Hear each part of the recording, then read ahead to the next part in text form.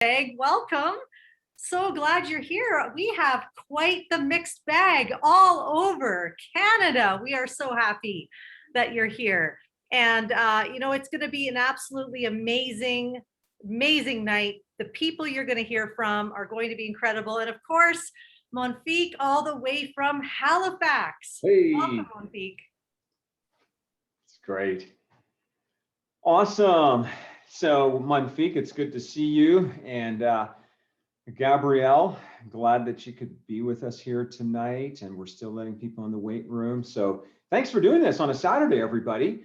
I know, at least here in Calgary, we are experiencing some nice weather, which is almost a miracle for this time of year. And wherever you are, I think it probably feels like spring.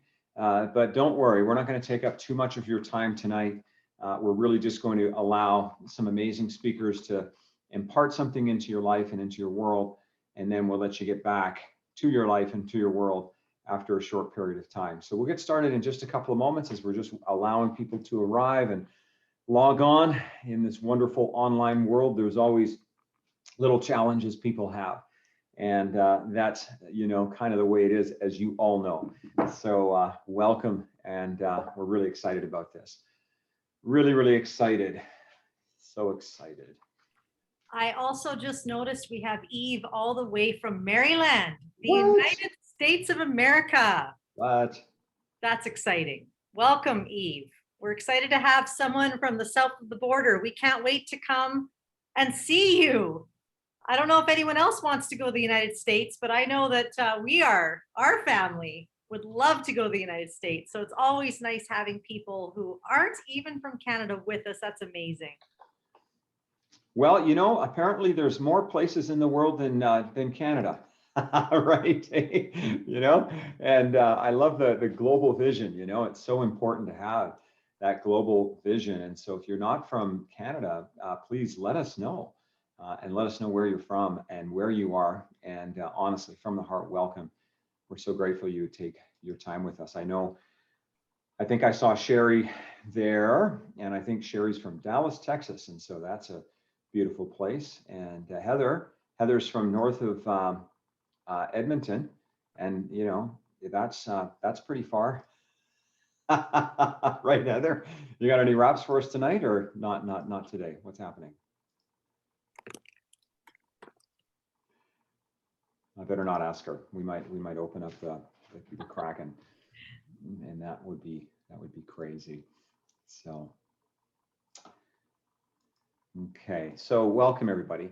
So I'm going to just get started here because of the fact that I am my role in this is, as with Connie Jacob, one of the hosts, and I certainly am more than happy to provide that sort of function. And what I want to try to do as we open is give you a little bit of the background of this whole summit. So there's a little bit of information about me. My name's Abe Brown, and I'm actually the facilitator, the creator, I guess you could say, of Elevate EST. Elevate EST stands for Exceptional Speaker Training. And, being a speaker, I'm going to suggest is really important. But how many of you would agree that public speaking is hard? And I've got some great little memes there on the screen. You can see them there. I love that guy there on the left-hand side, sweat dripping down his face, me when the teacher is choosing the next person to present. And that was kind of like Elevate EST. What we did is we got around 40 people together, somewhere online, somewhere in person. And I've actually heard, if you can imagine, of public speaking workshops where you go and you hear someone else talk about public speaking, which is very ineffective because the only way you become a better public speaker is by speaking. And so in our public speaking workshop, yes, you do learn some of the techniques of being a great speaker, but all of the techniques in the world without a mental and emotional, I'm going to call it a psychological breakthrough, won't help you, because being a great speaker is not about connecting with techniques initially. It's about connecting with people. And if you are so inside your own head, it will be impossible for you to connect with people. So what we wanted to create at Elevate EST was an environment where people could break through those barriers, connect with an audience, build a relationship with the audience. And then in that new headspace, in that new psychological state, well, now I'm ready for techniques. But if I don't have the mental and emotional breakthrough, then the techniques will actually be troublesome to me. They will actually be a bit of a hindrance. And so, I love the Toy Story one there, Buzz Lightyear and what's his sidekick's name, whatever his sidekick's name is, the cowboy. Don't be afraid. Everyone fears public speaking and everyone sucks at it. That's pretty morbid. The truth is, you're going to hear from 7 speakers tonight who are exceptional. And the truth is, not everyone sucks at it. Many do, but not the 7 you're going to hear tonight. I was able to find a couple of more memes, there. I like that little baby. I don't like speaking in front of people, but I will do it. And I think that's often the way people sort of treat public speaking. It's almost like it's this burden, it's this hardship, it's this difficulty. But how many of you would agree with me when I'd say that public speaking is an incredible opportunity? When you use your voice with valor, when you use your voice with empathy, when you use your voice as an empowered voice, you can literally change the world. And if you're wondering, I don't know, could I change the whole world? Well, you can at least change someone's world. But if you don't use your voice, so many people may never experience the life change and the transformation that they deserve. And, I love that last little meme there on the right-hand side. The little guy saying, so you're telling me you can take a speech class online. And that's exactly what we did. It was so cool. We had some people in person, and then we had some people online. And it was so awesome to see the breakthroughs that occurred. And so tonight, it's my honor to introduce our first speaker, and I'm going to be doing that in just a moment. On the slide, you can see a little bit of the information about Elevate EST and the content that we cover. But the idea there is, we teach something called the Elevate GPS, which is guideposts for public speakers. And we provide them with a framework so that they can step out of themselves and really into the mindset of their audience. So tonight, our very first speaker is a lovely human being, and her name is Eve Kyle. And I'm a really fortunate individual because not only have I gotten to know Eve a little bit over the last several months, but I'm also her coach. I'm a life coach and a business coach, and we've been working together building Eve's business. And you can see the wonderful information about Eve's bio. I'm not going to read that to you because you can read, but as you're reading it, I want to tell you about her. I mean, this is a woman who has faced some pretty significant adversity. She's faced pretty significant challenges. She's a mom. She has 3 children. One of her children is still a newborn. And in the middle of all of that, she has been building her coaching business with passion that I have not seen in somebody for a long time. And the reason she's so passionate, and every time I talk to her, she says, I'm so interested in empowering women. I want to help women to understand how much power they have, how much capacity they have. And if women could just see this, they could change the world. And so I think we, as an audience, are very, very fortunate to be hearing from Eve tonight. She comes all the way from Baltimore, Maryland, but of course, here we are on Zoom, and so she's right here. So could we all just give Eve a big hand, and then we're going to turn it over to Eve, and Eve, go for it.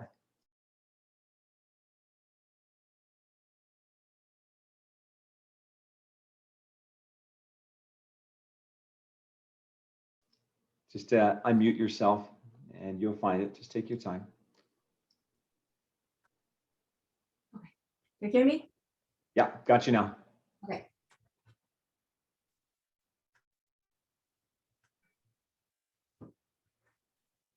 It's time to push. It's time to push. I heard these words every time when my kids were born. Many of you here are moms too, and we know how to push. But that's not the push I'm talking about today. The push I'm talking about requires the same level of strength more in order to have a breakthrough in your life. Back in 2010, I was living in Beijing, China. I just got out of marriage. moved into an apartment, and started a brand new life on my own. It was a huge transition with many changes. One big change was that I no longer had a car.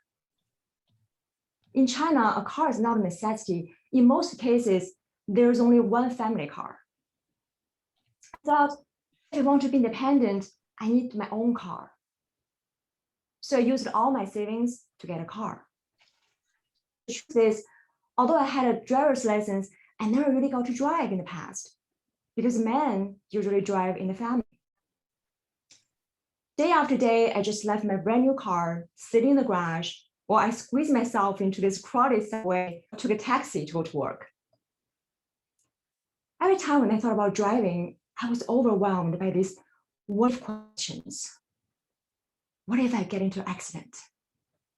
What if I hurt someone? What if I hurt myself? So I was dragging my feet to practice driving. Until one day, it was pouring rain, and I was waiting in line to get into a taxi for 1 hour to go to work while I had my own car sitting there waiting for me. Then I thought, you know what? Enough is enough. I need to make a change. So that night, I got into my car, closed the door, turned on the music, and I looked up. I saw myself in the mirror, and I changed my questions. What if I could actually drive this car? How would that make me feel? I started to picture myself driving on the highway in Beijing and feeling free and confident and empowered. And I decided right there and then I'm going to drive this car. I knew I needed some help in the beginning, so I hired a coach sitting next to me and guiding me step by step. I remember how nervous I was every time my coach asked me to go faster or any car to go close to me. But I pushed through. I practiced driving 2 hours every day for 2 weeks. Finally, the day arrived. I decided to drive to my office on my own for the first time. I was terrified, but determined. My cousin was visiting me at that time, and I remember saying to her, okay, I'm leaving now. We'll text you when I arrive, but if you don't hear from me, it's probably because. And we laughed about it, but we both knew it could be true. Normally, I would leave for work at 8 a.m. But that day, I decided to leave at 6 because I thought the traffic would be lighter and be easier for me to drive. I was so wrong. I forgot when there was less traffic, driving even faster. I thought I was going to have a heart attack every time when the cars flew by. People were honking and swearing at me because I was driving so slow. I prayed and prayed all the way until I finally got to the office at 6:30 a.m., 2 hours before the working hours. It was a nerve-wracking experience. I made it. I was over the moon. I texted my cousin right away. I arrived safe and sound. We were both so relieved. As the days went by, I noticed I arrived at the office later and later until one day I got to work at 8:30, same time as everyone else. And I realized I was feeling more confident and comfortable to drive in real traffic. I had finally overcome my fear. This sense of accomplishment, freedom, and independence is beyond words. I felt more than ever. Several months later, a guy asked me out, and he offered to pick me up on our first date because he assumed, just like any other guy, that I couldn't afford a car and I wouldn't dare drive in Beijing. I said, I have a car. I'll meet you there. And he was like, you have a car and you can drive in Beijing? He was blown away. I told him the whole story about buying the car and learning to drive. And he looked at me, he thought, wow, she is unstoppable. And that was the moment he knew I was the one for him. 1 year later, this guy became my husband and I have 3 kids. See, none of this would have happened, including me standing here speaking to you today, if I didn't have the courage to push through my fear in the first place by walking away from a relationship that I wasn't happy about and learning to drive my own, to take charge of my life. What I learned is that we all have fear. We all have self-doubts that hold us back. And we all have times we don't feel confident. But we also have a choice. We can choose to let our fear push, choose to face the fear and push through it. Pushing through the fear takes action and takes practice. In my professional help, like my driving coach, and a accountability partner like my cousin, it's not easy to push through the fear, but it's worth it. Because when you do, your confidence goes through the roof. And as a women's empowerment coach, I'm telling you, the best outfit you can wear is your confidence. When you rock your confidence, you're beautiful, you're charming, you are irresistible. Whether you want that job or true love, you're gonna get it when you're confident. But first, you have to push through your fear. So what is your fear? What are you avoiding out of fear? Is it speaking up to show your true self? Is it getting out of a relationship in which you feel stuck? Or is it changing a job that you're not passionate about? Imagine how your life would be different if you could find the courage to push through your fear. Because you can be afraid and courageous at the same time, and you can live your life with confidence and fulfillment. So remember, if you want to break through in your life, it's time to push. It's time to push through your fear. It's time to push away your self-doubt, and it's time to push back whatever life throws at you. Don't just think, act. Now it's time to push. Thank you. Wow. Who's feeling that? Who is feeling that? Hello. Say it for the people in the back, Eve. That was incredible. Thank you so, Thank you. so much. Well, hello, my name is Connie Jacob. You can see who I am here, but you know, I am just so anxious and excited to get to our next speaker. Eve, again, well done. That was incredible. Today, I am so excited to introduce our next speaker, who is Sally King. Sally is an amazing woman. This woman is a firecracker. Sally is somebody who I've actually been journeying with for over 2 years, and I have watched her advocate for kids who are the forgotten ones, if you could say, and I cannot wait for you to hear her. She's a connection coach. She has her own podcast, and she is somebody who will ignite you. Sally, cannot wait to hear you speak. Thank you. Now, how do I follow that? Okay. I was the kid that everyone hated. I was a kid from hard places. And what do I mean by hard places? I was neglected and starved, placed into foster care, and then later adopted. And because of my start in life, I was different. I was oh so different. And the struggle that I had growing up changed who I was and left me walking through life as a ghost in the room. I was there, but no one saw me. Not belonging anywhere, always sitting on the periphery, looking in, but never part of anything. Now you add in some prenatal exposure, sensory processing disorder, and then throw in a whole lot of sexual abuse from an uncle, just for good measure. And what we have here, folks, is the perfect storm. Essentially, I was the kid from hell.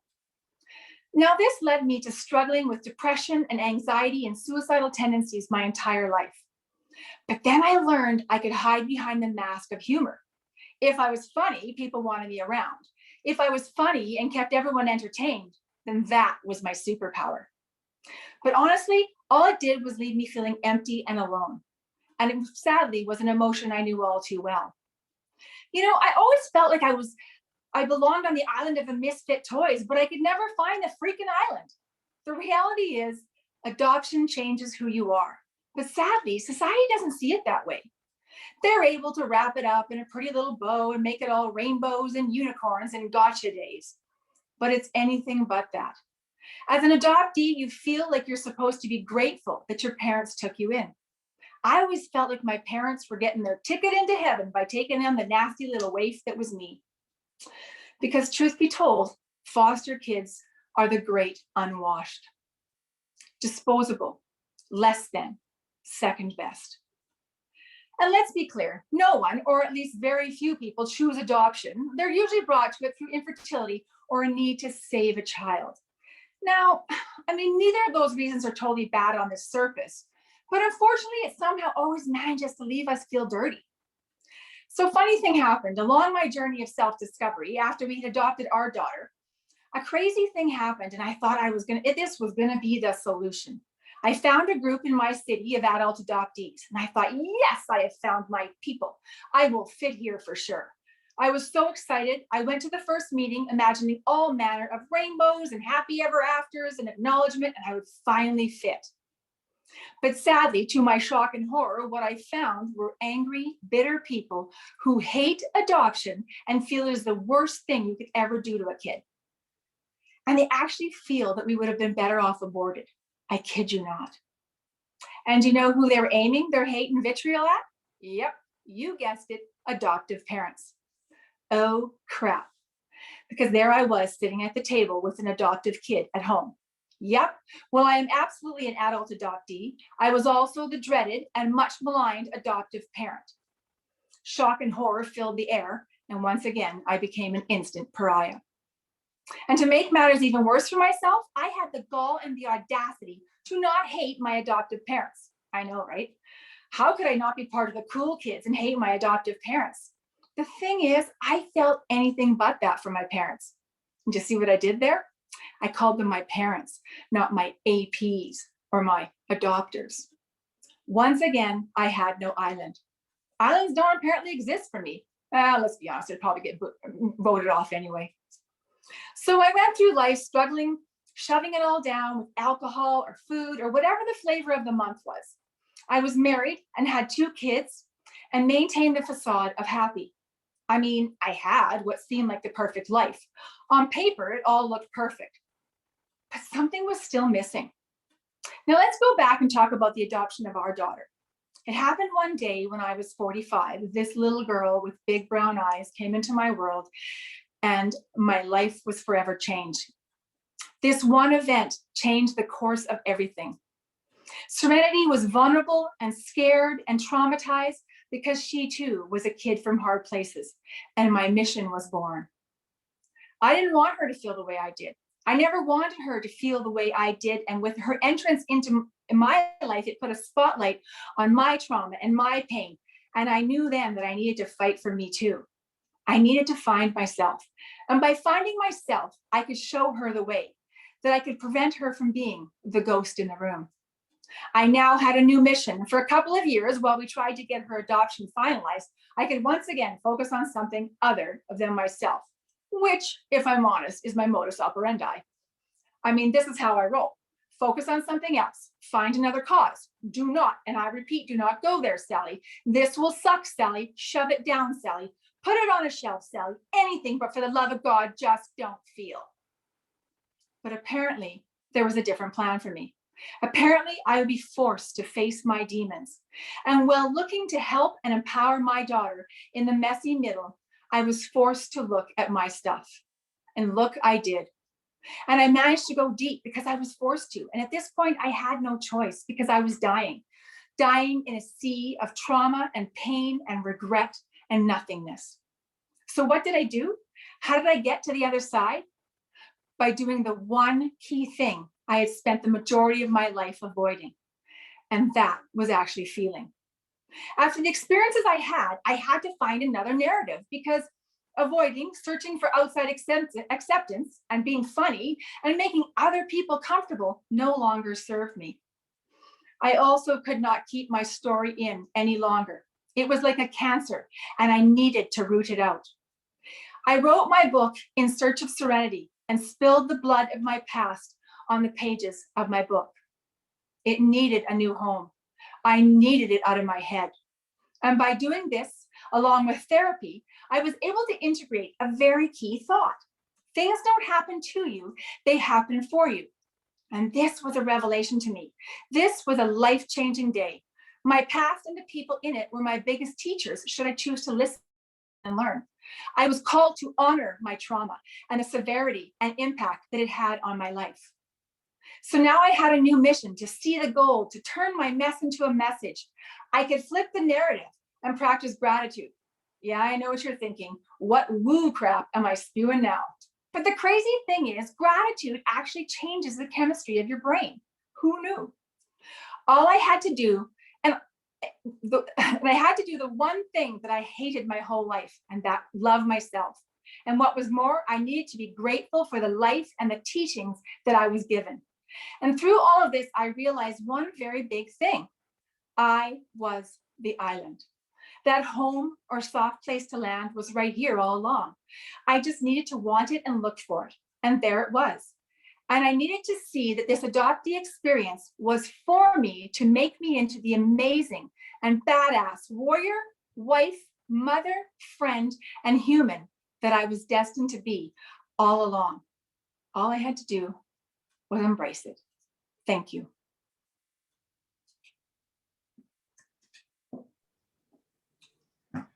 Wow, that was amazing. Thank you so much, Sally. Let's give her a big hand, everybody. And honestly, that was so inspiring. So I'm just kind of here, and I'm going to introduce our next speaker. But before we do that, I want to hear from one or two of you in the chat window. I mean, what really spoke to you about Sally's talk? And I'll just read out a couple of the comments in the chat window.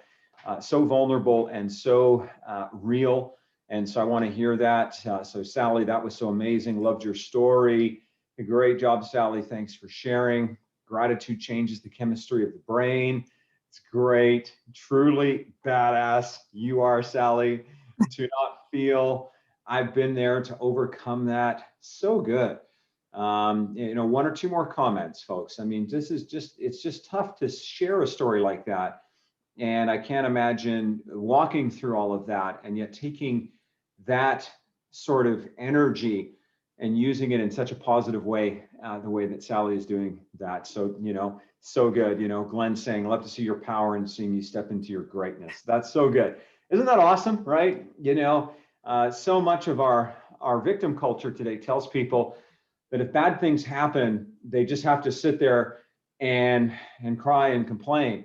But I just love the story of people who say, you know, bad things have happened, but I'm going to make my life something, and I'm going to give back, and I'm going to empower others. And so that is so very good. So that's great. Thank you so much, Sally. Thank you. And, you know, it brings my heart a lot of good to hear from you tonight. On that note, we have our next speaker, and our next speaker is a woman who is equally as amazing and empowering as Sally. You know, this gal, again, she's another one of my clients. And so I've been able to get to know her quite a bit. We've been working together now for over a year. And Munfiq Ryan Abu is originally from the incredible country of Nigeria. And I'll tell you what, you know, to succeed in Nigeria is a whole different thing than succeeding here in Canada. I mean, there's over 100 million people there. So many different languages, so many different tribes. There's just such a massive country with so much going on. And in Nigeria, she was a successful banker working with business executives there, decided that her and her family wanted to come to Canada. And so she graciously came here. And now as Canadians, we are the beneficiaries of her presence along with her family. Let me tell you, Munfiq is a mom.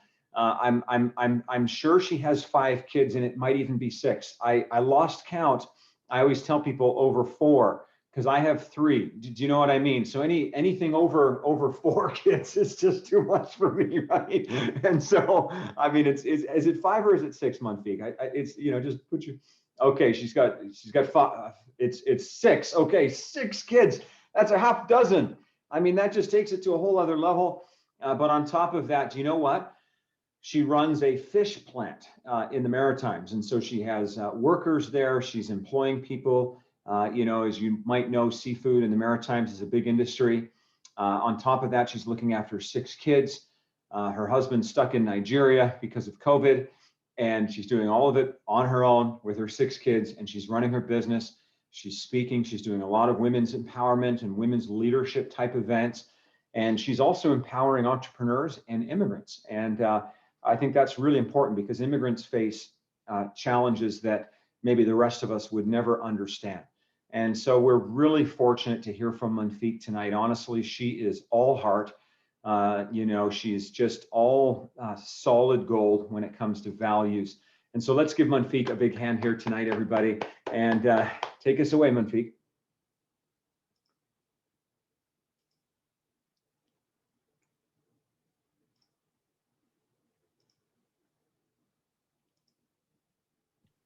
There you go.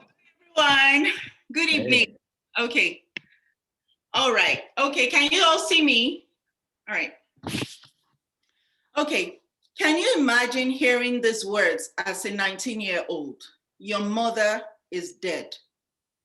I remember one of my cousins looking at me sadly and uttering those soul-crushing words, and I felt like literally dying myself. My head was spinning and it seemed like I was floating because I suddenly could not feel my legs and came crashing to the floor as she quickly rushed and grabbed me. It was hard to believe. I just saw my mother about 4 hours earlier, that fateful day on March 27th, 1996, exactly 25 years today. She had told me that what she wanted to eat for dinner, and I had left the hospital to go to the market to buy the groceries to prepare her dinner. I had been caring for my sick mother for almost 2 months. She had a stroke, and despite her deteriorating condition, I was fully committed to her recovery, that I did not allow myself to even entertain the possibility of her dying. How could I? She was only 37 years old. Her doctor used to even think I was her sister because she was so young. I was just glad to be there to help her sit up, bathe her, clean her, feed her. It was a privilege and a great honor because she did everything for me and my siblings. We all just wanted to be able to see her grow old and witness the great life she envisioned for us. But it was not meant to be.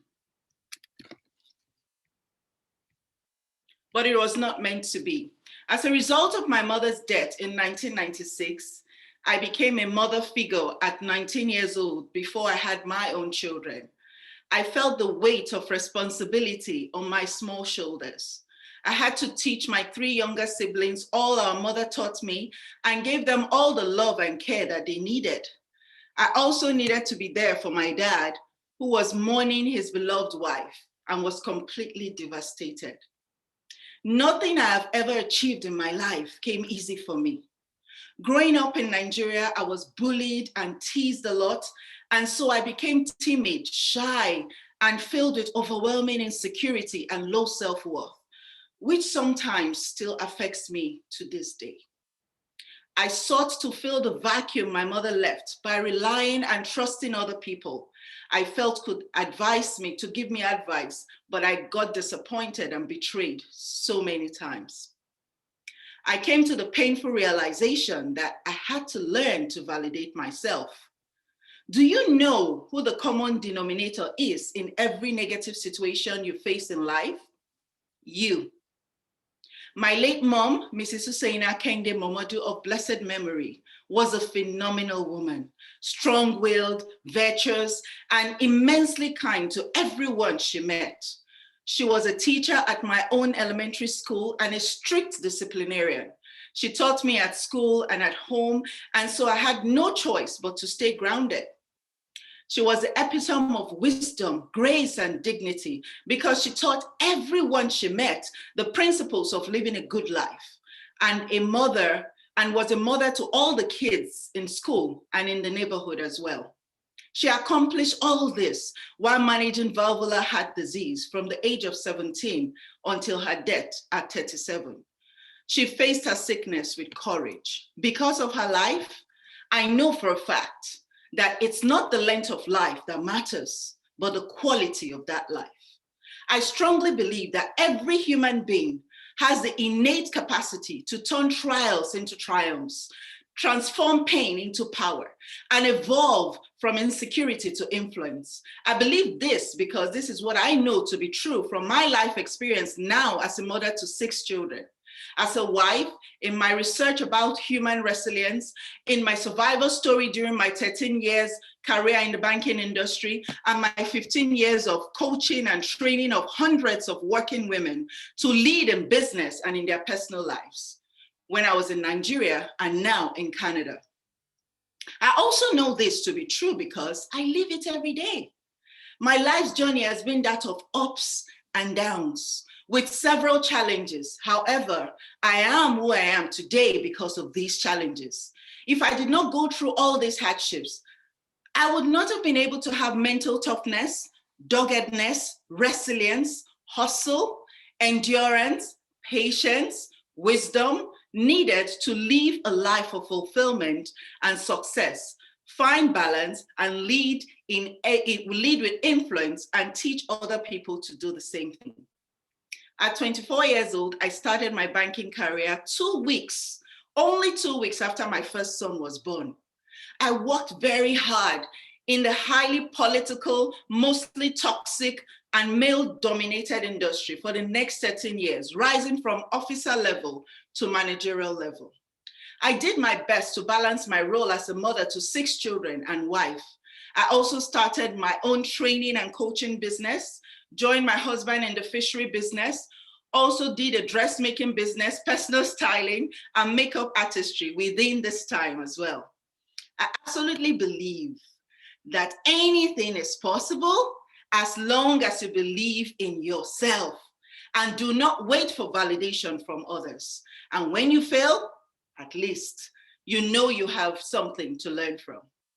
Choosing to migrate to Canada in 2019 so that my children will have a better future and education was not an easy decision, but it was a necessary one.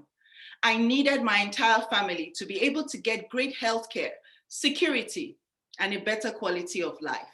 This meant that I had to resign my job, then start my business from scratch in a new country where I didn't know anyone.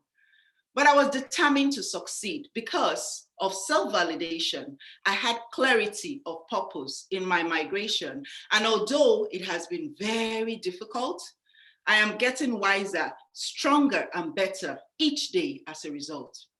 My mother always taught me that I should be fearless, that I should work twice as hard, never complain, try to adapt to every situation, have integrity, and never compromise my values or principles.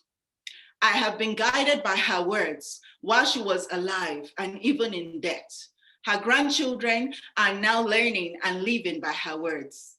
Her legacy of virtue, value, and victory in the face of adversity will remain till the end of time. Now that I am making a new life in Canada with my family, my goal as a certified leadership and mindset reset coach, speaker, trainer, and author is to keep coaching my clients in Nigeria and Canadian women as well, to use what I have learned in my life to help them find their own paths. My vision for them is to help them develop the audacity to lead with influence using my leadership and mindset reset coaching and training programs. There are so many key lessons I have learned in my life's journey, which I share with everyone I coach and I meet, especially women. And here are a few of them. 1, validate yourself.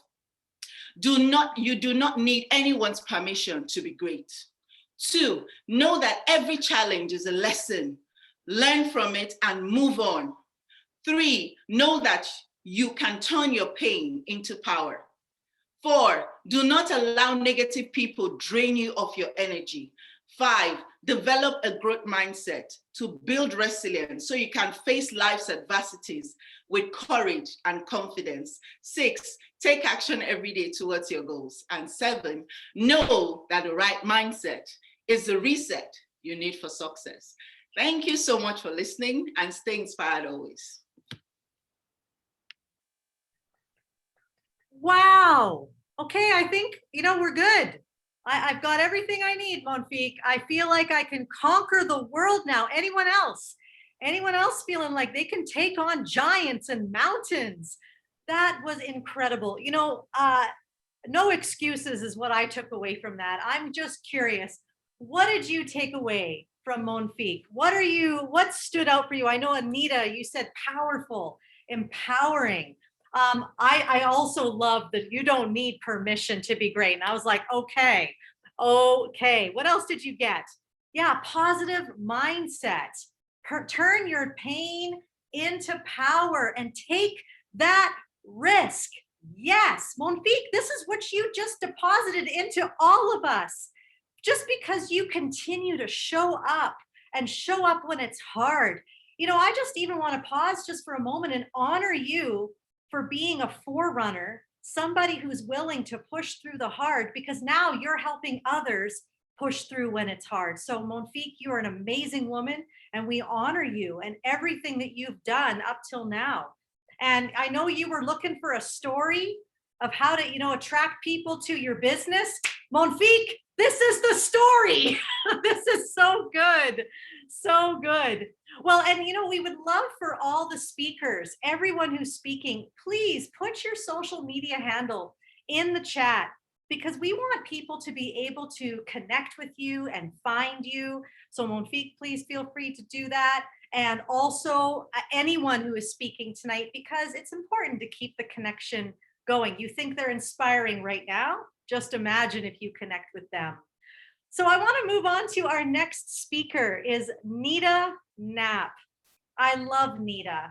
If I could give who has really risen to bravery in 1 year, because that's as long as I've known her, I would give the award to Nida. I have watched Nida come in with, oh, are you sure I have a message? I have something to offer, but I'm not sure how to do it. And then Nida just comes in now with such power and authority, if I could even say that, over where she's come from in her life. And my favorite moment actually at our Elevate EST conference, when we had the training here, was when Nida got up to say, I'm not sure what to say, but then went on to just slam us all with such amazing truth that was right from her heart. Nida, you are an amazing woman. Cannot wait to hear from you. Welcome.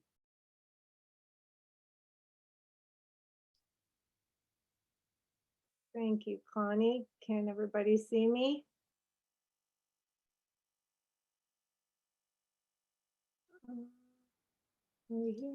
Yeah, we can see you. Okay, good. Thank you, Connie. Yeah, that was a really great day for me. I also really want to thank the Flourishing Tribe and Elevate speakers for this opportunity to get to speak here today. And wow, the powerful stories, it's overwhelming, but yet so inspiring. And just for the people who logged in today to be with us. I'm so passionate, just so passionate in helping women find transformation, finding the light that's inside of them and really letting it shine. So I'd like to ask you all a question.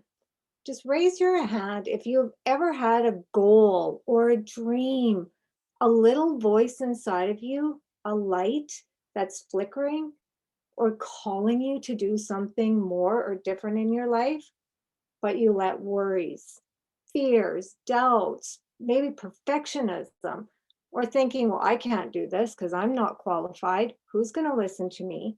Like, I don't have a degree. Who's going to pay me for that? Maybe it's your health. I don't have time because of circumstances or a global pandemic. I know I sure did. I'd like to rewind a few years. I was the CEO of our home for our family for 28 years. That truly, truly was my calling, my purpose, and literally what I wanted to do since I was 5 years old. We had a really busy home for many years, being blessed with 3 boys and a daughter, and we lived close to town. Our house was like Grand Central Station. My nickname was Mama Nita for all who entered. And I really feel so, so grateful and blessed that I had the opportunity to care for my family, to be involved, to volunteer, to coach senior high boys, and just serve everyone around me to the best of my ability. But yet, when somebody asked what I did for a living, I would say I'm just a mom. I never really felt like I was enough or that I was doing enough. I carried all these beliefs about myself that I wasn't enough from society, what people said when I was growing up, that, when I was in school, and holding on to other things that people said to me that didn't even really mean to hurt my feelings. But I'm a sensitive person and I took it to heart more often than not. We had some experiences in our life, circumstances that were life altering. Some were good and some were not so good. And it put me in this pit, like this pit of feeling judgment, fear, worry, anxiousness. What are people saying about me or our family? So to cope, I thought if I could be in control, just control as much as I could, wake up every morning, hit the ground running, and doing the best that I could. Hopefully that feeling would just go away. And then one day I woke up and the kids were all grown up and they moved out. Like, who knew that was going to happen, right? It was quiet. I knew there was something missing, that there was another purpose for me.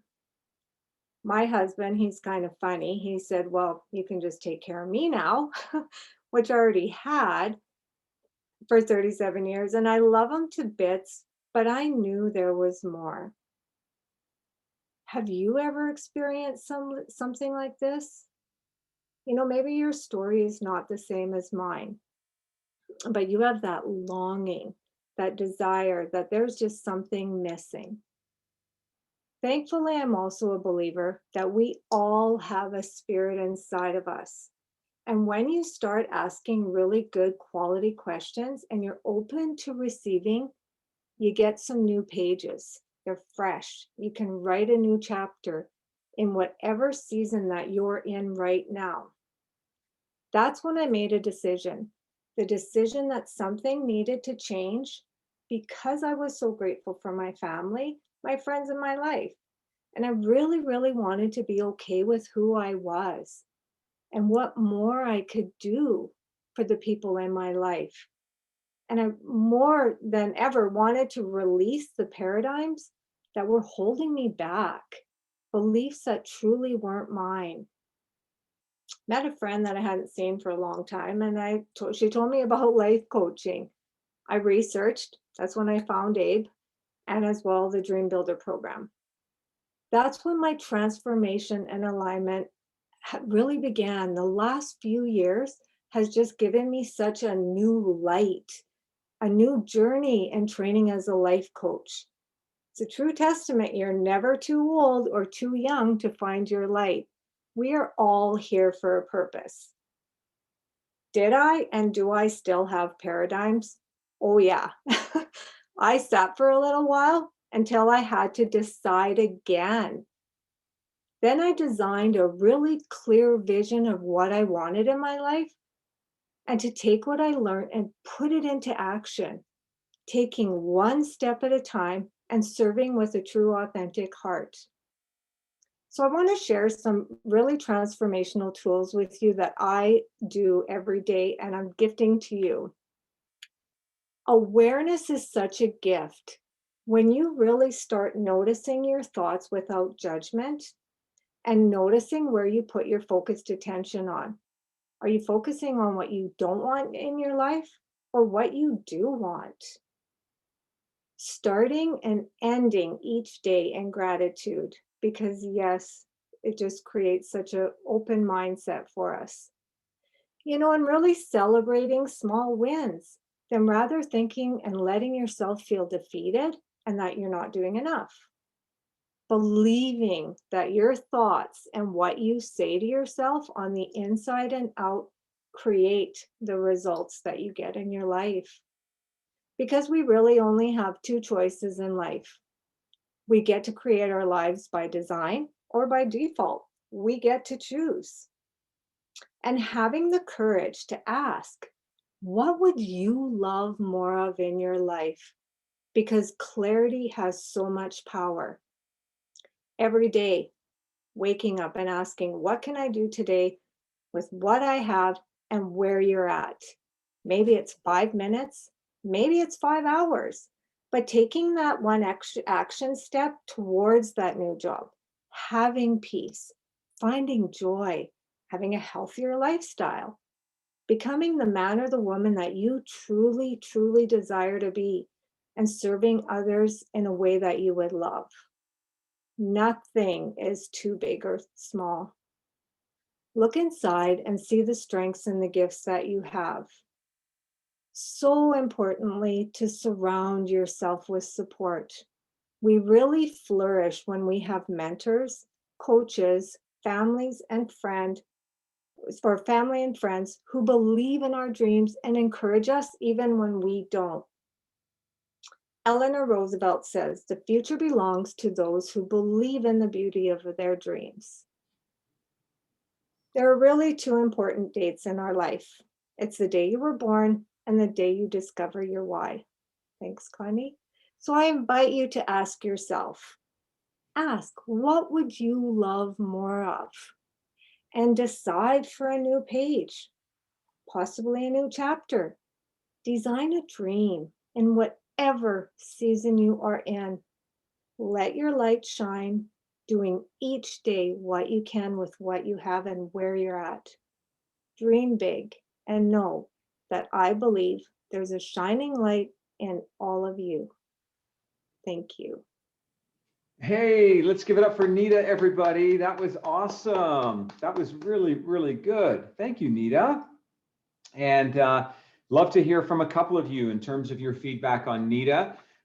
Here we've got Danielle saying, so proud of you. Shannon, I love your message. Thank you, Nida. Eve saying, love your authenticity and calming energy. Dream big. Deep words. Dream big. Let your light shine. Yay, Nita. You're the best mom ever. That's awesome. That's great praise. Wow, I've known Nida for a long time. I think probably, Nida, you and I go back 6 or 7 years. And like Connie said, just to see your transformational journey, it is so impressive. And, you do not look your age, and I don't actually know your age, because if I was to be asked, I would say you're much younger than, like you said, having raised kids and being married as long as you have. But I love the fact that you're talking about this change at this stage in your life. And wow, what an example. I've heard it said, we don't retire, we refire. How many of you have heard somebody say that before? And Nida exemplifies that in such a great way. So, thank you, Nida. We are grateful. And again, to all of the speakers, please do put your social media handles in the chat window so that folks can stay connected to you. We don't want to just have a one-time event, folks. We want to be able to build relationship. And I know these speakers, their heart is to serve you. Their heart is to benefit you. And so please do give them a follow on their social media handle. So having said that, it's really my privilege and honor to introduce our next speaker. This is a wonderful, wonderful man. He's a husband, he's a father. He is as you can tell from his bio on the screen, he's actually a manager of health and safety. And I had an opportunity to hop on a call last week with Troy, just a quick call, and just get to hear his heart a little bit. And I can tell you what I felt was a man who deeply cares about his family, a man who deeply cares about the health and safety of the people that he works with. And I'll tell you, this man has a passion to make a difference. And how many of you'd agree that men need great examples today, right? I mean, there's a lot of challenges for men. Not that anyone should feel sorry for them, but I think in the middle of sort of a culture where, in general, men are trying to figure out, where do I fit?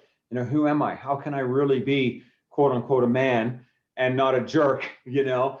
Men need examples. And I'm happy to say that Troy is definitely one of those men who I think could stand as an example. So why don't you all give Troy, if you could, just a big hand, and we're going to welcome him to our little Zoom stage here tonight. Thank you, Troy. Right. Thank you very much, Abe. I really appreciate the introduction. There's just a lot of information that I want to be able to go through. And I want to thank everybody that's on this call. This is the Speakers Summit is something that I think everybody should be grateful for, because we're going to listen to and we're going to even hear some more information in regard to some very important subjects. So for me, I want to be able to get into a very sensitive subject, and the subject is workplace. And it really, this whole subject gets really kind of missed. And workplace mental health is something that's been going on for such a long time. And where I do most of my work,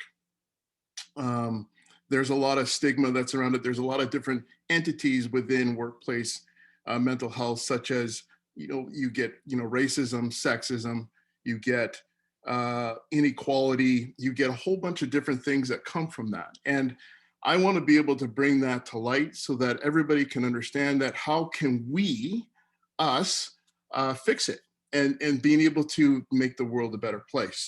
So I want to be able to invite you to a story. This story actually happened about a month ago. And it's a story that's really lighthearted, but at the same time, very, very important. And I work with a team of three. There's three of us, three guys. The two guys that I work with, we build buildings, and I take care of the health and safety. And the other two guys, they take care of building the building. And one is older and one is younger than me. So I'm not going to give up my age or anything like that, because people always say, hey, listen, you look pretty good for your age. So I'm kind of happy about that. However, when it really comes to the story itself, we were actually, the three of us, usually at the end of the day, we usually sit and talk, and we talk about family, we talk about a lot of different subjects. And we're really close because we spend a lot of time with each other. And when that happened, we were spending some time after work, and the subject came up about products. And these products were, this one product came up was called Aunt Jemima. And everybody knows the syrup. Everybody's had it, everybody's seen it, et cetera, et cetera. And then we were coming up, and one of the younger gentlemen, he tells me, well, what's the big deal about Aunt Jemima? Why is it leaving us? It's just syrup. And then the older gentleman, it's really kind of funny. He pipes up. I didn't really have to say anything. And he pipes up and he says, well, don't you know that with, Aunt Jemima, it has a certain connotation of being offensive to Black people? And he really didn't. He sat back and we had that conversation, and then he directed the question to me. He says, do you find it offensive? And I said, well, if it's used in a different way, and if it's used in a way that really kind of makes me feel upset and makes me feel that, hey, listen, this doesn't belong in the conversation, I shall let you know. And it dawned on me that it was the education around, racism. And although it was at work, there are certain things that people can say and certain people do that they have no idea if they hurt people or not. And that's where things really kind of come together. And then people tend to get upset. So the end of the story is the fact that when we were finished talking, he came up to me in private and he said, you know what, I had no idea. He went back home the next day he came back and he said, you know what, I educated myself on the whole subject and I'm very sorry. And I said, you don't need to be sorry. It's just about education. It's about understanding exactly how people feel, you know, and understanding exactly, you know, what you bring to the workplace, you know, because the workplace, as I see it, is that we spend half our lives at our workplace. And we want to be able to take that energy and we want to be able to, you know, feel good about what we do. And then when we come home, we want to feel good too as well. So there's a lot of things that people don't understand about workplace mental health. And they're so vast. There's so many different things that we can definitely talk about, but I always want to see people to be healthy and happy. One of the things that we always overlook too as well is the fact that when people are upset and they don't know exactly where to go and where to turn to, some people, they turn to HR. Some people turn to, you know, other colleagues. There are different resources that are out there that people can utilize other than just going to HR. You know, there are different things that people can do too as well. And being able to stand up to those things is really kind of difficult because a lot of people become a little more fearful about their own job because it's a security thing. It's something that people look to provide for their families. And when they feel a certain way, you know, to shove it down and to have it so that it festers inside them is never good. And we want to be able to bring happiness and joy to people so that they can bring happiness and joy to their families. These are the things that we, you know, must think about. And I often think about the 1970s, and I remember watching programs on TV where people were smoking inside the offices. And nowadays, we look at that as, oh my goodness, like people smoking in an office, that's absolutely disgusting. So why can't we take a look at mental health in the same way and being able to stamp that out and all these gestures and all these things that we, you know, are accustomed to hearing or whatever, that kind of behavior, those kinds of things that need to be stamped out. And if we're able to really kind of recognize that, instead of working up here in our heads, we can just take it down another level and put it all into our hearts rather than, you know, how can I put it? And it's a very, very important thing to me is that if we can work from that space in our hearts, then it's not that we're going to make the workplace better, we're going to make the world better. And that's the one thing that we all want to work on. So I know that this is a little bit short.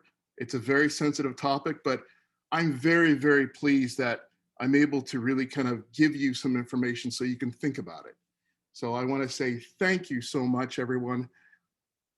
God bless you all. Thank you. I'm hoping that everybody stays safe in their workplace and has a good time too as well. So thank you so much. Love you all. Wow. Troy. Oh, you know, these are the conversations that we need to be having. And I know I can speak on behalf of all of our team that we're just so proud of anyone like yourself who will stand up and speak the truth, but speak it in love. You just spoke the truth in love and you enlightened us. You raised us up. You called us to a different bar, and this is needed. And Troy, Flourishing Workplace, we need you, buddy.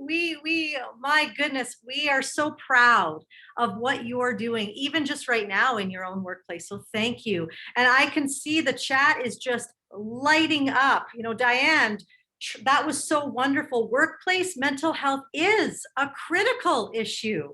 And this is very, very important. And there's lots of love for you too. I love that. All heart. Yes, great message. Make the world better. So powerful. Yeah, that's exactly it. Work from a place in our hearts.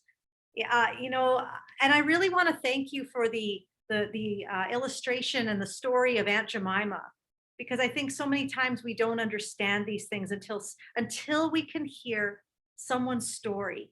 when we hear your story, it breaks down the walls and it builds the bridges. So Troy, you're just a phenomenal man. Thank you for being such an incredible person. Yeah, we do need more of you. Someone said that. We need more of you, Troy.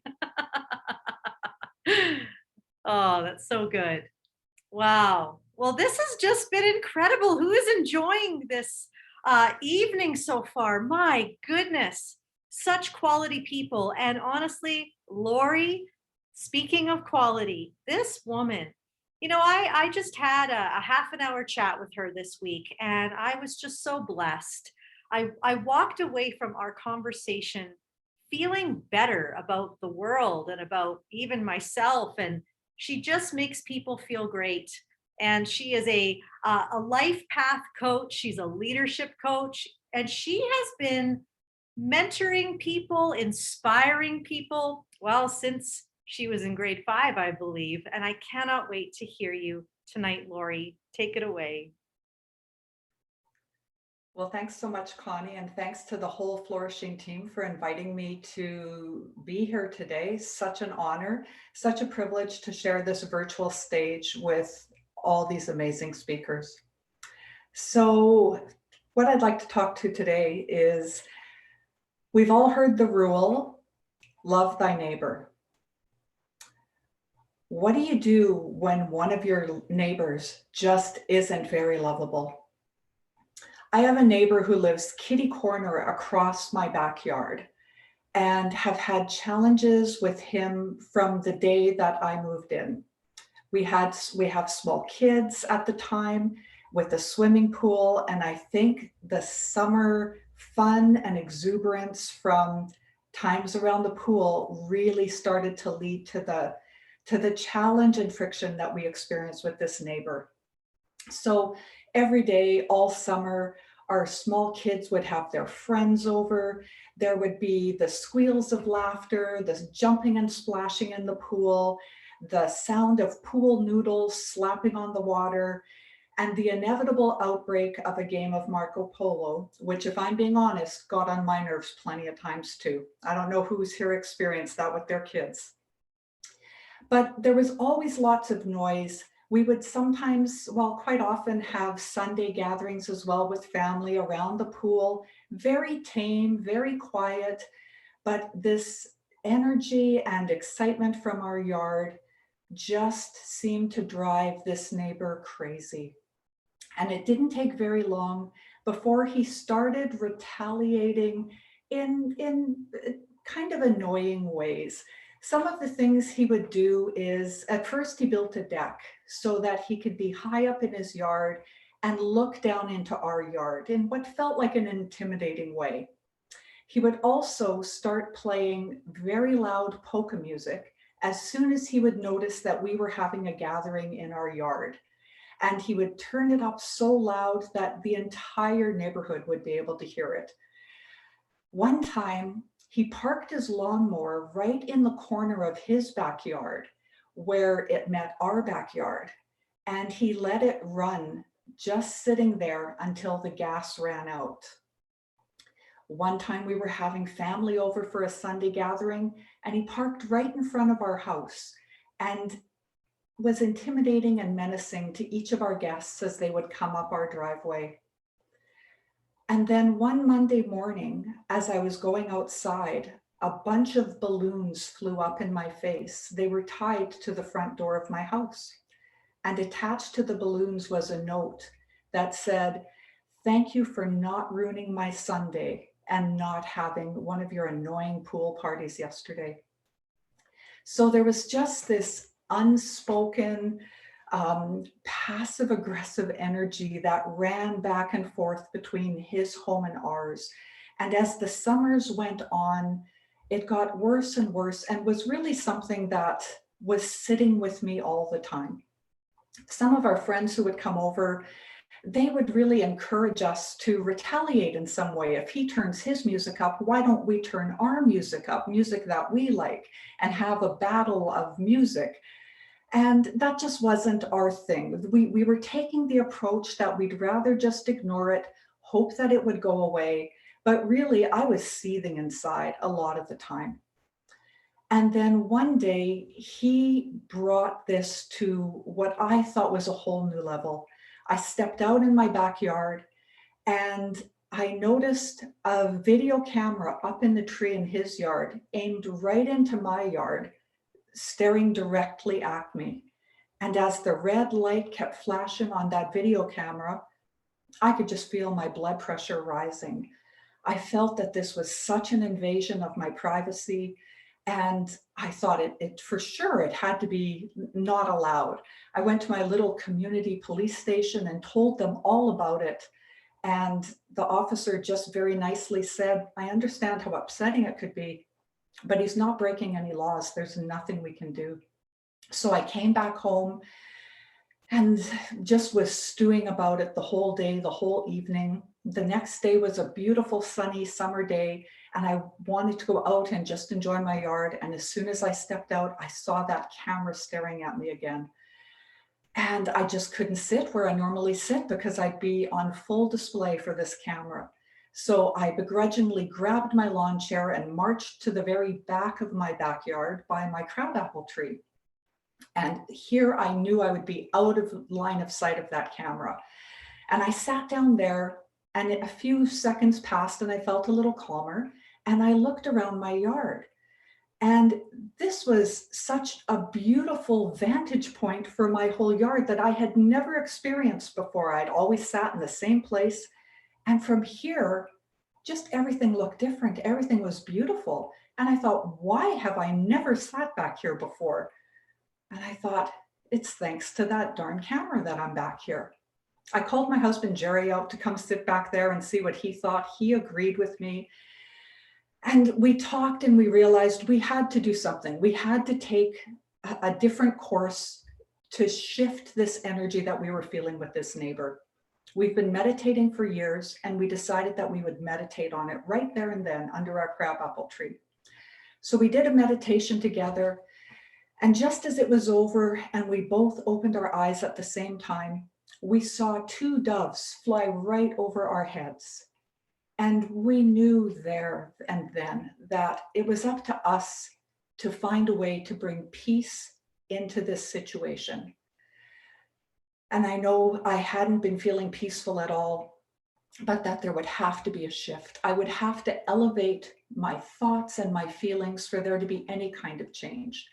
Einstein says we can't solve a problem using the same thinking that we use to create the problem. And I knew I had to elevate my thinking. As soon as I set that intention, I was surprised how easy it was to do that.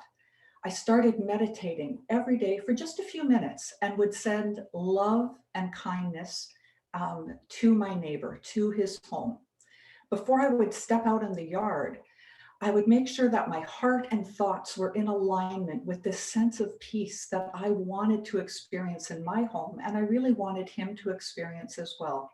So I made sure I was in alignment and that I was going to stay in alignment no matter what happened when I was out in that backyard.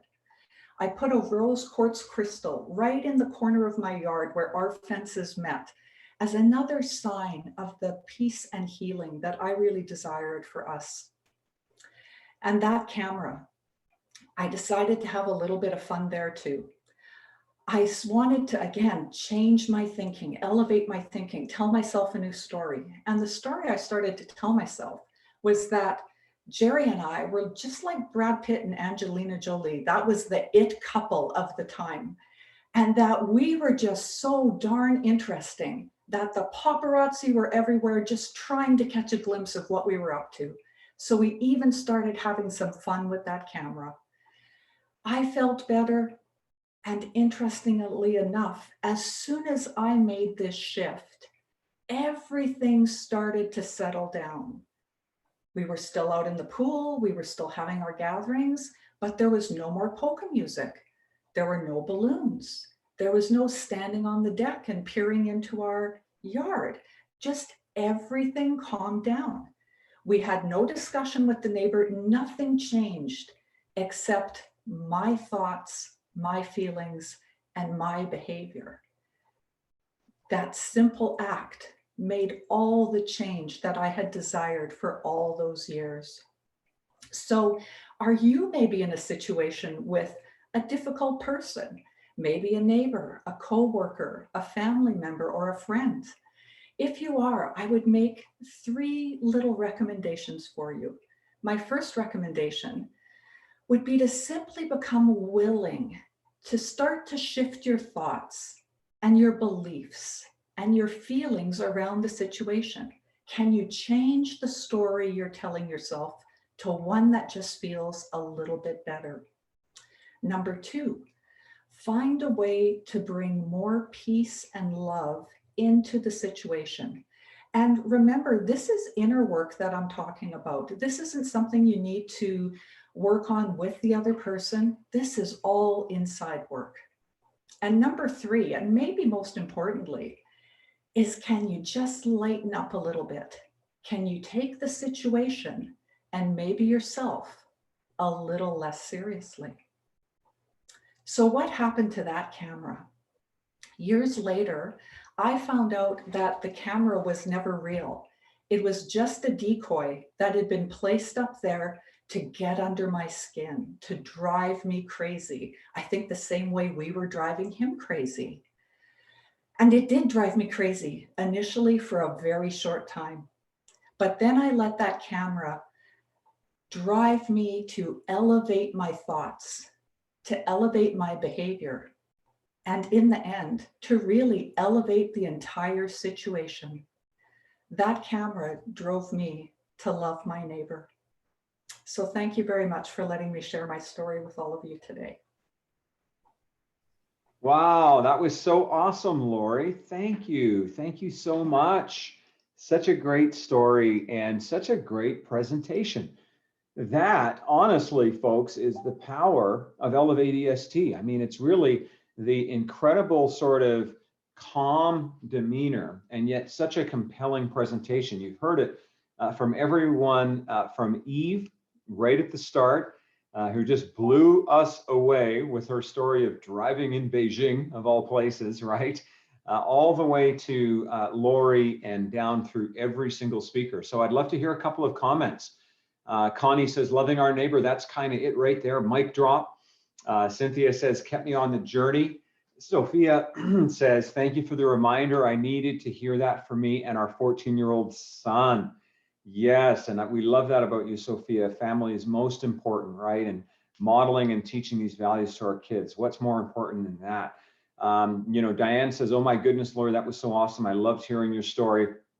And Anita, lovely Anita, so great to connect with you. And Anita says, a great message, great story.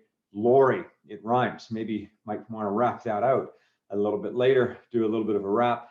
And Sally says, so good. Yes, neighbors, thinking the same thing about our not so favorite neighbors, and we all have them. So how many of you know, especially in this day and age, we all need the reminder. So I'll tell you what, you are at the right place. Yes, it's Saturday night and evening, and you're here. We're so grateful. We have literally just 2 speakers left. And so you have been waiting and you've been engaged, and we're so personally thankful for that engagement. And so, it's my honor to introduce our next speaker. And this is an incredible woman who is somebody that I had the privilege of meeting. How long ago was that, Paris? Like 7 years ago? Was it 10 years? No, it wasn't 10 years ago. Was it 10 years ago? Wow. You must have been just finishing high school at that point. I'm just joking. She's a little older than that. But I was speaking actually at a women's event in about I guess 10 years ago. And our mutual friend, Rena Chong, was the facilitator that day. And of course, my wife was there, and so many other women. And we had a wonderful opportunity to meet Paris. And we've kept in touch since then. Let me tell you something about Paris. Paris is, when I first met her, she was working with WestJet, and she was also entrepreneuring on the side. And then she got married to an incredible guy. He is just the real deal. And they together have started a construction company. And how many of you know you don't see a lot of women running a construction company, right? It's just not the most common thing. And yet Paris is thriving along with her husband. And together They're doing amazing things. And I just love Paris because she is an example that the barriers don't matter. Sure, the barriers are there. They're always going to be there. But you and I, we all have choices about how we navigate them. And she doesn't just talk the talk, but this woman walks the walk. And so let's give Paris a big hand, everybody. And please do go for it. Hi, everyone, and thank you, Abe. Yes, my name is Paris Johnson, and I just want to take time to thank Flourishing Life Coaching. You guys are amazing. Abe, Eunice, Cynthia, Brad, Connie, your hard work is extravagant. And honestly, I did not know that speaking was going to speak to my heart so much. I absolutely love it. So thank you so much. And I see each and every one of you out there. You're gonna have to participate. Yay, welcome to Paris, okay? So what you're gonna do is every time I say something and you feel good, and like, Lori, I see you, Connie, Nida, I see you, you're gonna do some jazz hands. You're gonna feel it. You're gonna feel it up, okay?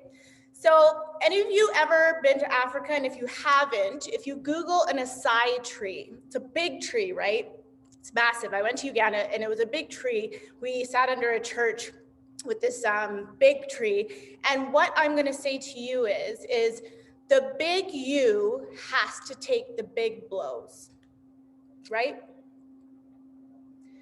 So let's talk about the blows, right? In the last year, we have taken on some massive blows, guys. We have taken on the blows of not being able to see our family members, our friends, or walking around and seeing people in masks. We've taken on blows of financial hardship, or having some issues at home because we're all stuck at home with our lovely kids and our spouse. We've had to take on a lot.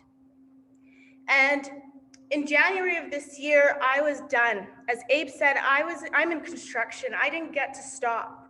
I'm in essential service. So all of 2020, thank God I was blessed with that. But I also had the double-edged curse of being overwhelmed and exhausted. And when we switched from 2020 over to 2021, I didn't feel like anything had changed. It's like, do you want to look forward to 2020 when it was a tough year and now we're going into 2021? And it's like, I don't know what I'm going to get. What are we going to get? You never know. So with that happening, I just kind of, in the January 3rd, I actually took it hard. I Netflixed it out, guys. I had to. I was exhausted. And I looked at my husband, I said, we had a partnership that went really, really sour, and it took a lot of our finances. We had to let go of several of our business members. I had to sit there and look at our bank account and go to our legal team and say, I don't know if we're gonna make it. I don't know. But my amazing husband, as Abe said, babe, this is not the woman I married. You're resilient. You're a very resilient person. So what do we do when it comes to resiliency, right? I had young women in business ask me to speak for this march. And when you're having imposter syndrome as a business owner, you don't want to do anything. I wanted to crawl in a hole and say, I'm not a business owner, I'm done. But no, my husband told me you're resilient. So I took on that event. And with that event, I spoke last week, and they asked us a very good question. And ladies, I know you're all seeing me here, but men, I'm not going to be mean to you, okay? But they asked us about work-life balance. And I don't know if these males know what that's like for us ladies. Because for us ladies, I have to pack the lunch for my kid, I have to get myself all pretty, but I also have to send out emails, and I have to go and get ready for that meeting that's very important for the $500,000 client that we're gonna do a renovation for. But then you toss in the clothes into the laundry, and then you run around the house to make sure it looks good, and you got the food in the crock pot for later when you get back home, like, oh my God. So when my husband says, baby, be resilient, I'm like, whew, I'm tired, right? I see you guys nodding. So there's 3 things that I'm going to talk to you about today.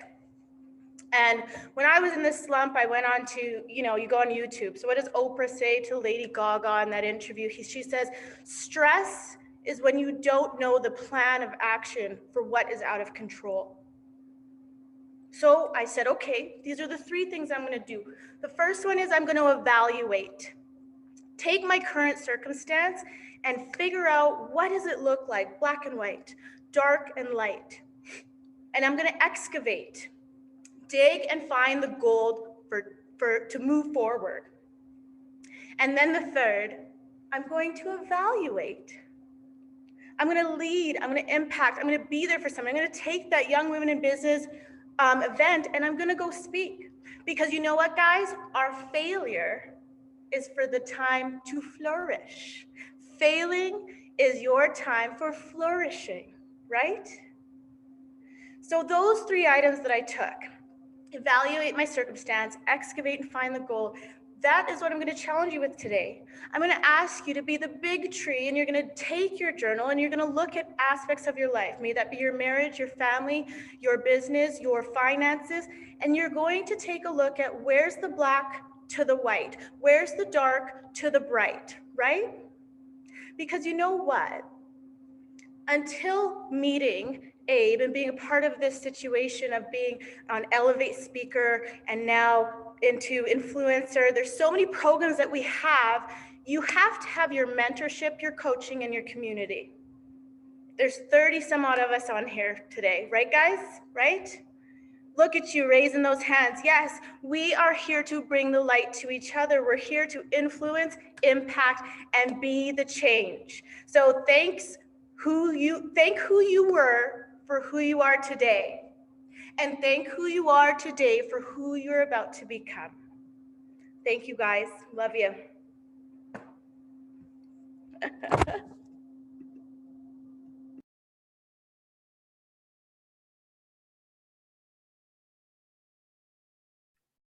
Wow. Sorry, Parise, I was like too busy doing my jazz hands, you know? That was amazing. Okay, now I'm just curious. First of all, that was extremely practical. How many of you found that to be practical? You could take something away from that. So I wonder, what are you taking away from that? Yes, influence and impact. What else are you specifically taking away from that? Because that was incredible. I feel like we just got a free coaching session from Parise. That's amazing. Yes. Yes. What are we doing? Failing. I'm not wearing my reading glasses. Failing is your time for flourishing. You know, sometimes we need to take failure. That's so good. Resilience. Even men need to take, that's so good. Even men need to do this. That's right. That is right. Oh, influence, impact, and change. Wow. Community. Yes. So good. Abe, what'd you think? I thought it was so good. I mean, honestly, to see, I mean, for me, it's just the journey of watching people flourish and emerge. And, you know, Parise has just modeled that in such a great way. You know, I know some of the backstory, and of course, it's not my story to share, but to witness what I saw tonight was just mind blowing. So thank you, Parise. You are truly a champion.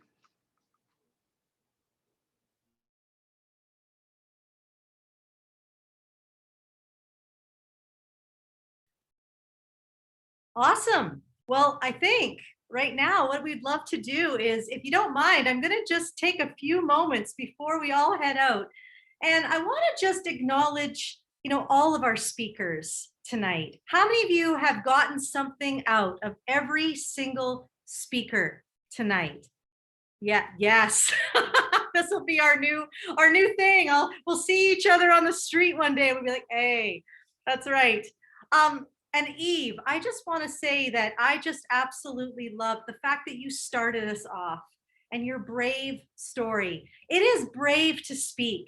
And if I could, just for a moment, I would love to conclude with just some ways that maybe those of you who are listening tonight, you know, you might be thinking, I want to do that. I want to step out. I want to be brave. I want to share my story. And yes, it takes bravery, but could I share with you just for a moment of some ways that you can be brave, some tools that would actually launch you into bravery to speak your story. And if you don't mind, I want to take you back a couple of years. I want to take you back to when I was in grade 5. And I remember I was the chubby girl in school. In fact, they had a name for me, Connie Chunk. That was my nickname. They even had a song for me back in the 80s. There was a song, Everybody Wang Chung Tonight. That was my song. I remember going to school, grade 5, 6, 7, 8, 9. Those were some of the hardest years of my life because that that label was something that was spoken over my life every single day. Every single day, that word, you are chubby, Connie Chunk. And you know what? I chose to embrace that. I chose to embrace that. I guess I'm just the fat girl. And I remember going through high school, and it got less because, you know, people do get a little bit better, but that limited me. If I wanted to try out for the school play, I would think, does Connie Chunk really want to be seen on a stage? When I wanted to sing, does Connie Chunk really want the opportunity for those people to throw something at her, whether it's their words or tomatoes? I don't know what I was afraid of.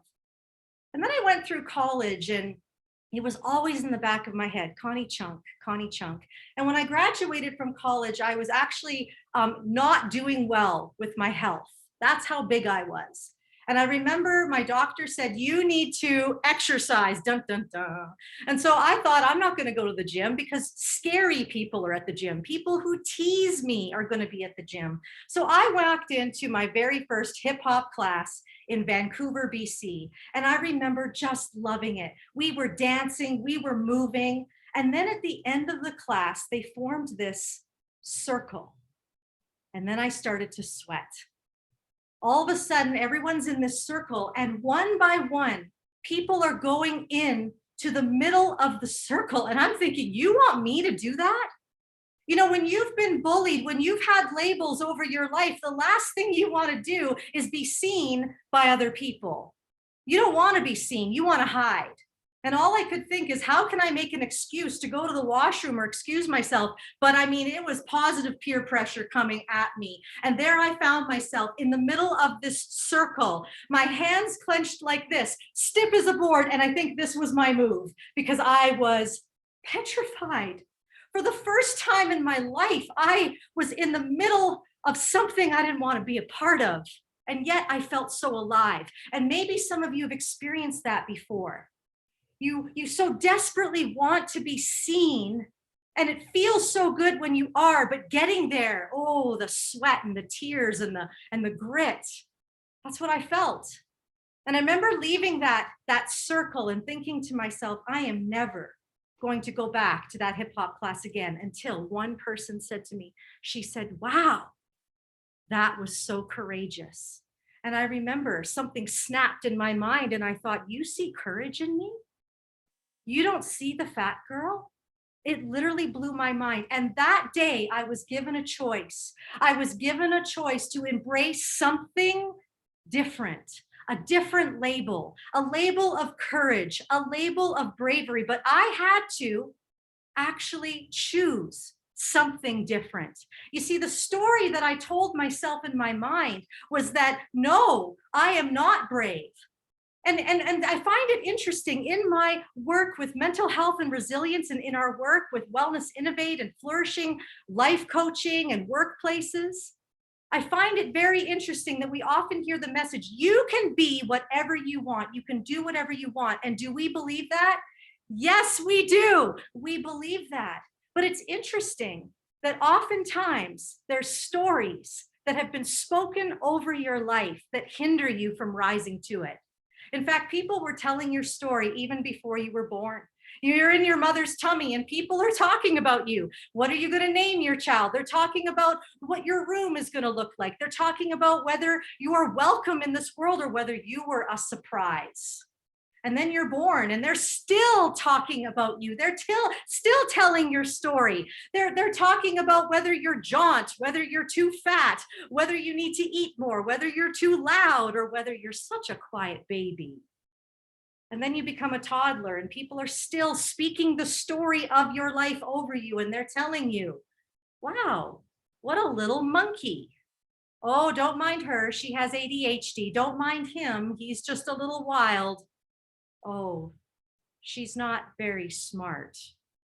And then we go to school and we find out whether we're a good student, a bad student. We find out whether we're cool or whether we're not. The story of your life is constantly being spoken over your life. And then you wonder why it's hard to wake up to what you want to believe about yourself, because the story has been told again and again And it's not often spoken with words. Sometimes it's not spoken with words at all, but how people treated you. It's sometimes not what people say, it's what people don't say.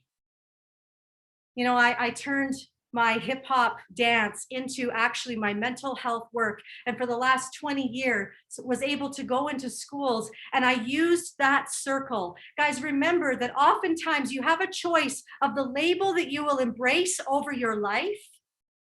That's a key to bravery right there. You have a choice of the label you're going to believe. What are you going to believe? Are you going to believe the stories that people told you, or are you going to believe what you know about yourself? But here's what I've learned in my mental health work and working in circles with grade 8s for 20 years. Guys, there's nothing like working with grade 8s. They are the most whacked out people on the planet. You're going through life. You're going through grade 5, 6, 7, 8, 9. Like it is the dip in the vortex of life. And this is what I would do with these grade 8s. We would form a circle and I would give them a framework. I'd give them a parameter and I would say, guys, one at a time, you're going to get a chance to go into the middle of the circle, but it's not the person in the middle who's the most important. It's actually the outside of the circle that's most important. And why is that, friends? Because the outside of the circle is what releases bravery. It's what releases psychological safety to know that could I step out? Could I risk? Could I dream in front of people and not be put down? And so the circle is so important. And I remember this one boy, this one kid named John. He's just like you and me. His story brings me to tears all the time because this kid would be bullied. He would be bullied. He'd go to school. People would push him down. Teachers didn't even like him. And he walked into that phys ed class one day and he said, Connie, please don't make me go into the middle of the circle. I said, John, no one has to go in the middle of the circle. And he started to tell me a little bit of a story of how he was bullied and how teachers even didn't understand him and he couldn't seem to get release. And so there he was in the circle, and that day the circle was on fire. People were supporting. People went from this at the beginning of the week to cheering on their enemies, cheering on people in the circle. And all of a sudden, I see John go in the middle. And he's flailing his arms around, and it actually wasn't good dancing at all, but everybody went wild. And John came alive that day. And I asked him after, I said, John, what happened? He said, you didn't want to go in the middle of the circle. He said, I don't know what came over me.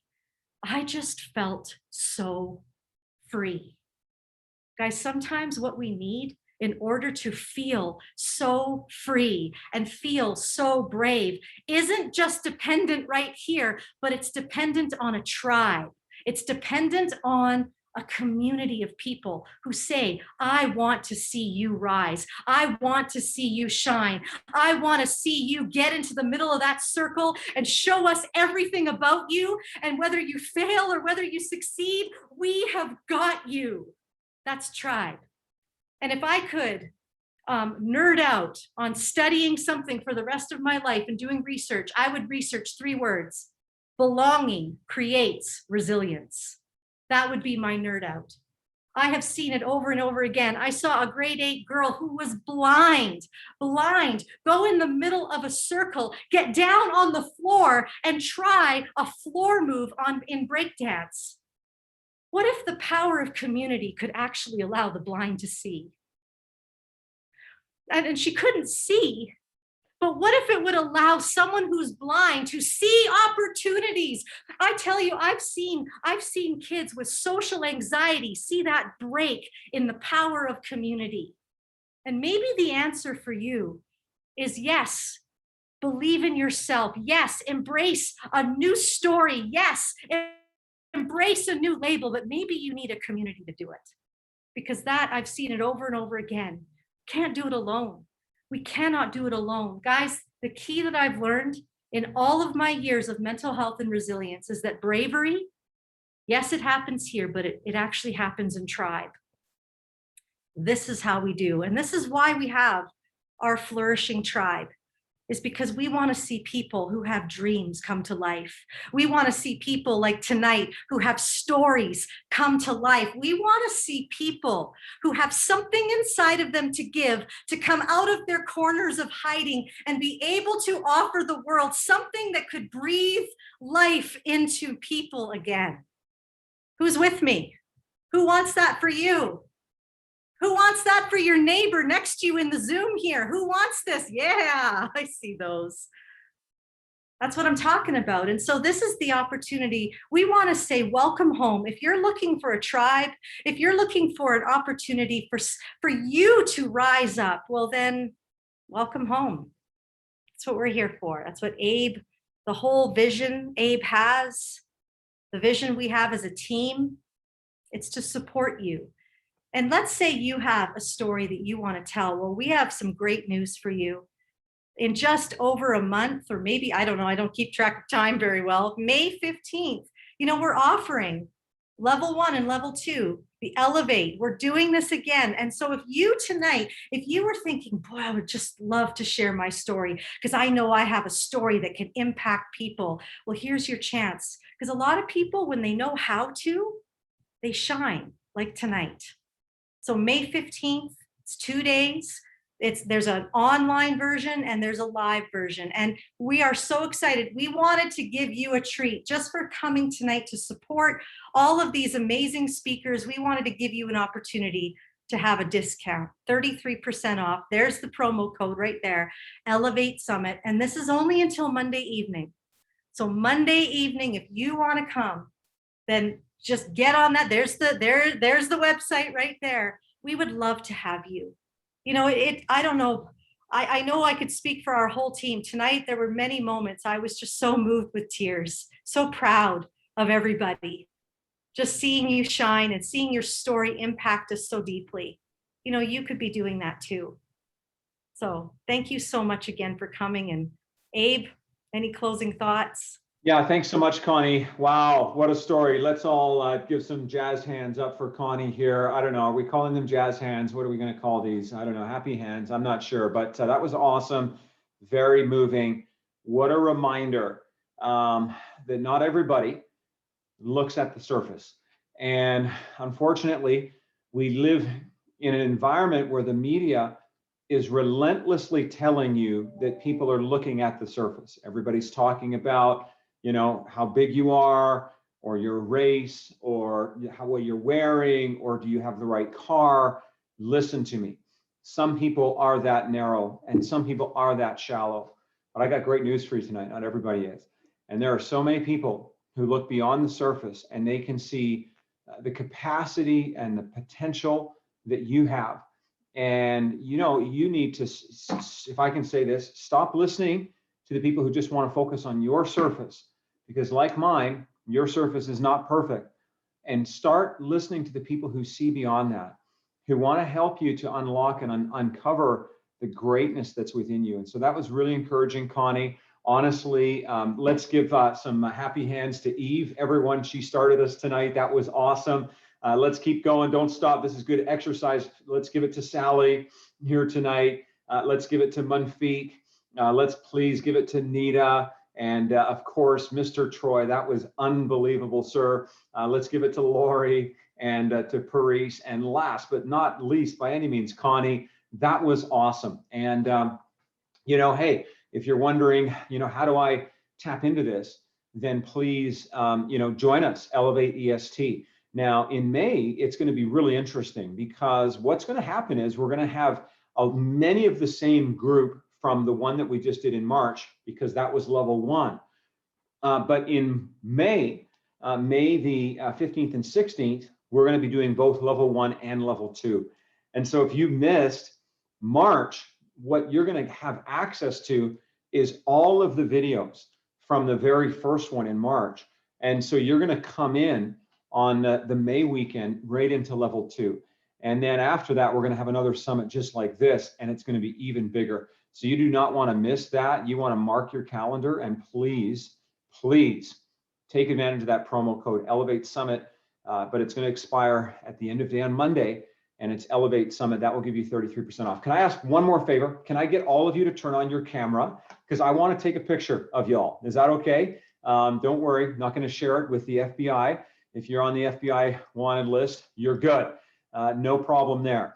But I sure would love to get your beautiful faces, as many of you as are comfortable, because I think that would be a great way to end this. So can you just turn on your camera if you can? I'll just wait a moment.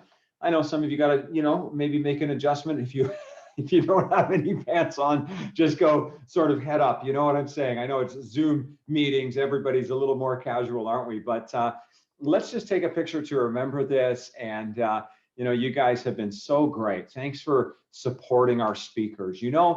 I have spoken on stages from 2 people to 40,000. I'm not exaggerating. And I've done it in 20 different countries, 4 different continents. The most important thing that makes a great speaker, and no one will tell you this but me, is you need an audience that cares about what you have to say. And if the audience is engaged, I'll tell you what, you're going to get the best out of that speaker. And if the audience is not engaged, I'll tell you what, it's going to be tough for that speaker. And so you guys made a big difference to the audience tonight. So thank you for your level of engagement from the heart, honestly. So let's all give ourselves those happy hands, everybody, and give a big smile. And we're going to take the picture. Here we go. 3, 2, 1. Awesome. Okay. That was so good. And we're going to make sure we save that, and we're going to post that. Thank you, everybody. And again, please do go to elevateest.com, elevateest.com, and register now. And we'll see you next time. Thanks, everybody. And big honor to our speaker. Take care, everyone.